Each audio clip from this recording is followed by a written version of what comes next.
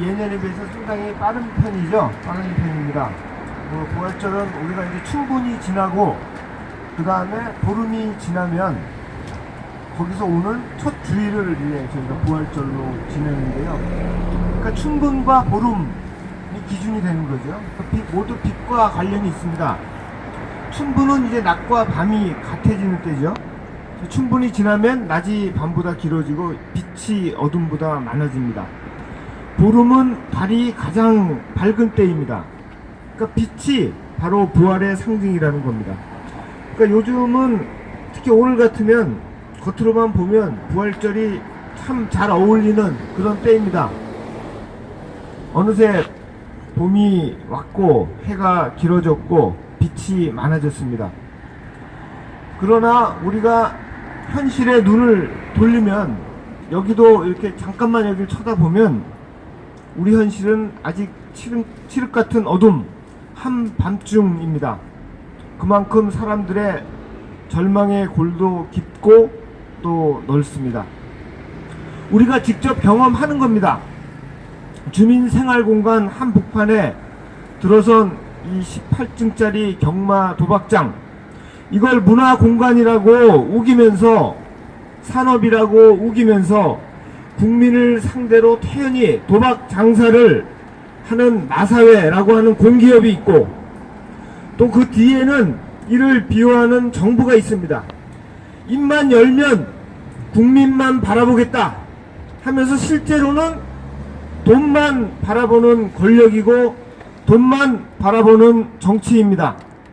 이게 우리가 직접 경험하고 있는 것입니다. 또 우리가 직간접적으로 접하는 일들도 있습니다. 끔찍한 학대로 채 피지도 못하고 쓰러져가는 어린 생명들 이야기를 많이 듣습니다.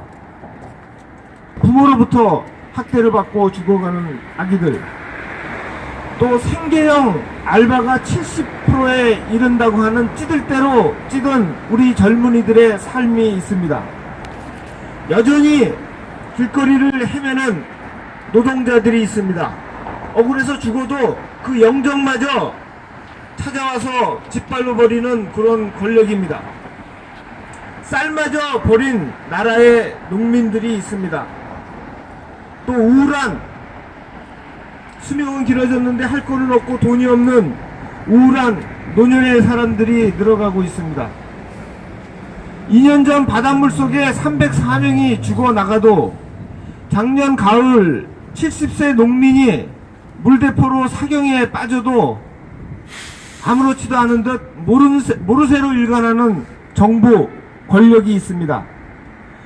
밀실 야합으로 그냥 퉁쳐버린 일본군 위안부 문제가 있습니다.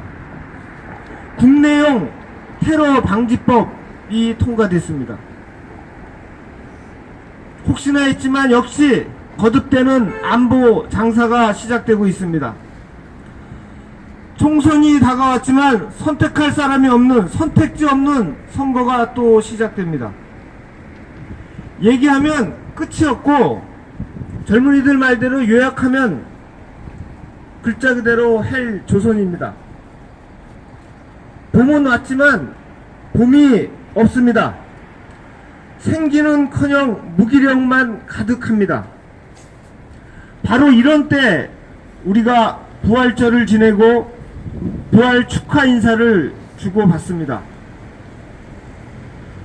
우리는 부활이 무엇인지, 부활이 어떤 상태를 가리키는지 구체적으로 모릅니다.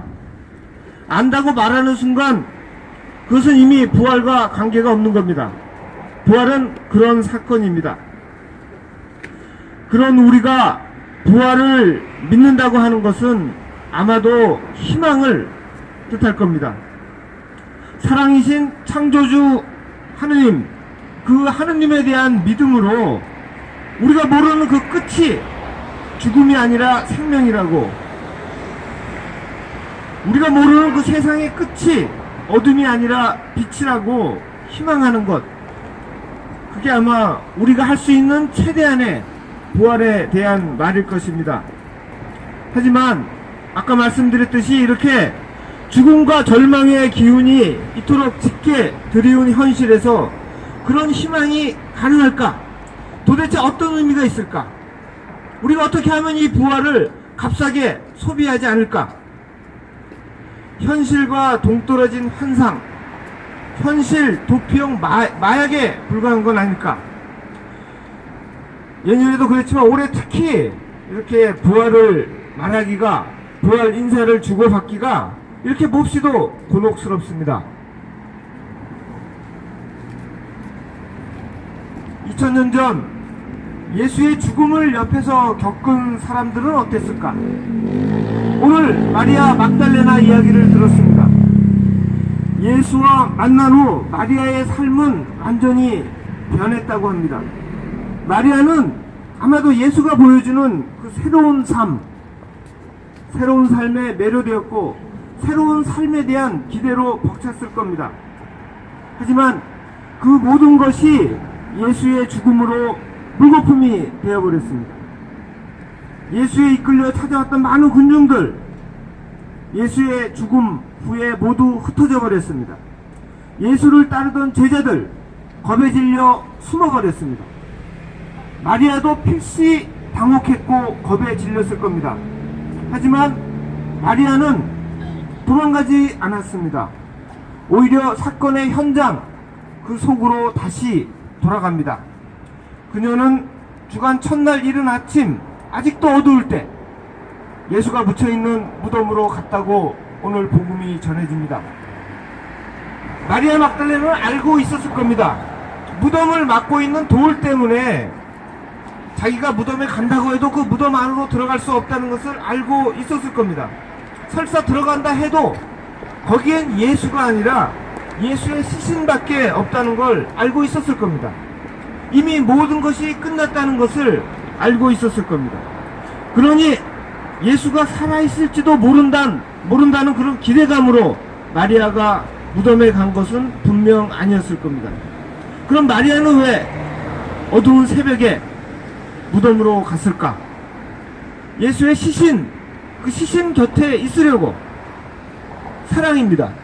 예수를 향한 마리아의 사랑, 거기서 나온 안타까움, 애틋함, 그 밖에 무엇이 마리아를 그 절망적인 상황에서 일으켜 세워서 무덤으로 이끌었을까?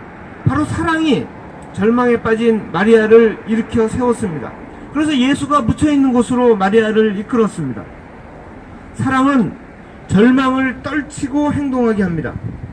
근데 가보니 시신이 사라졌습니다.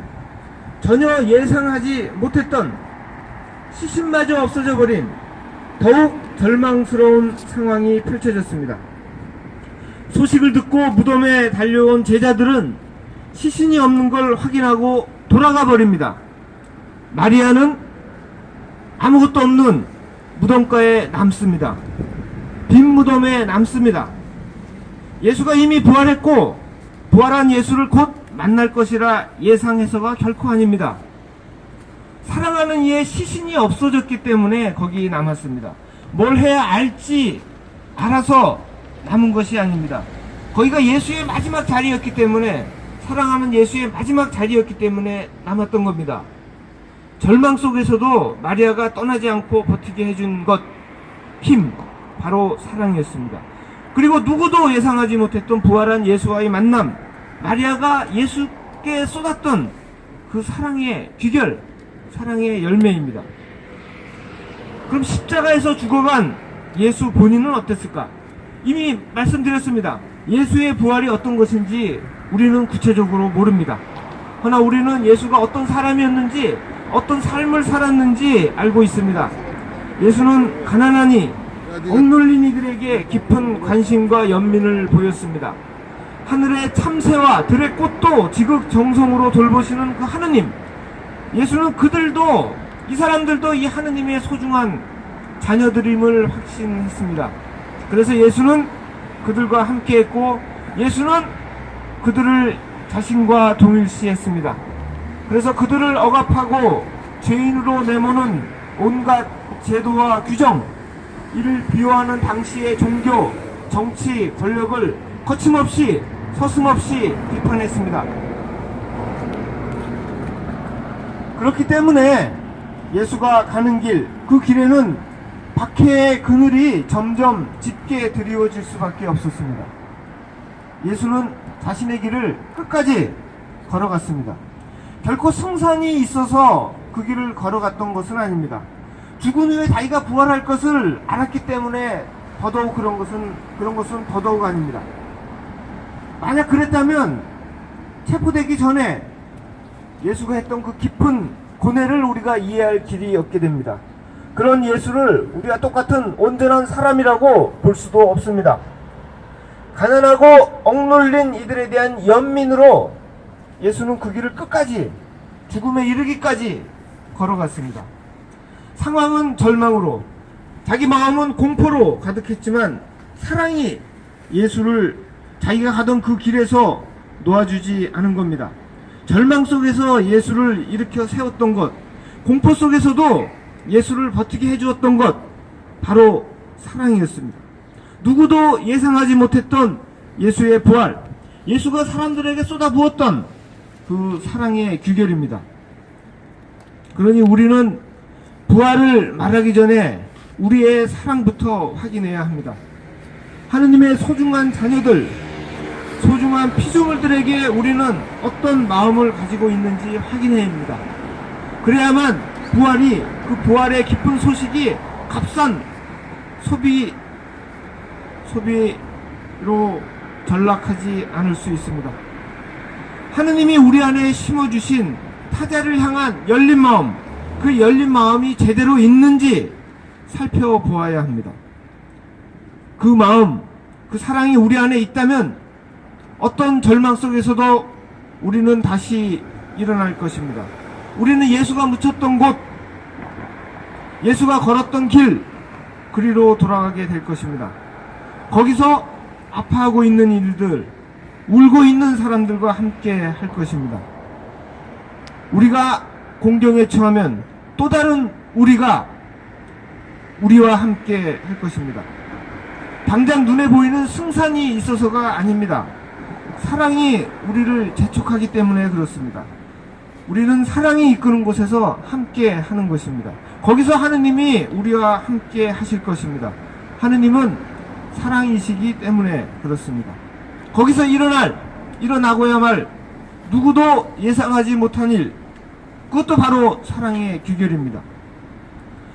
이렇게 생각을 해보니 이제는 바깥 풍경을 다르게 볼 수 있습니다. 다르게 우리에게 다가옵니다. 때가 되어 마른 나뭇가지에 물이 오르고 새순이 돋습니다. 그리고 꽃망울이 터지고 꽃이 피어날 겁니다. 바로 얼마 전에 겨울 그 남옥에서는 상상할 수도 없던 그런 변화입니다. 그래서 우리도 사랑으로 예수가 고통을 감내하고 묻혔던 곳, 사랑으로 마리아 막달레나가 찾아가 머물렀던 곳, 바로 그것으로 우리도 돌아갔으면 합니다. 사랑으로 우리 아픈 현실 한가운데 우리 각자가 있어야 할 곳으로 다시 돌아갔으면 합니다. 우리가 예상하지 못하는 그 변화는 반드시 거기서 분명히 일어날 것입니다. 봄입니다. 부활을 축하합니다.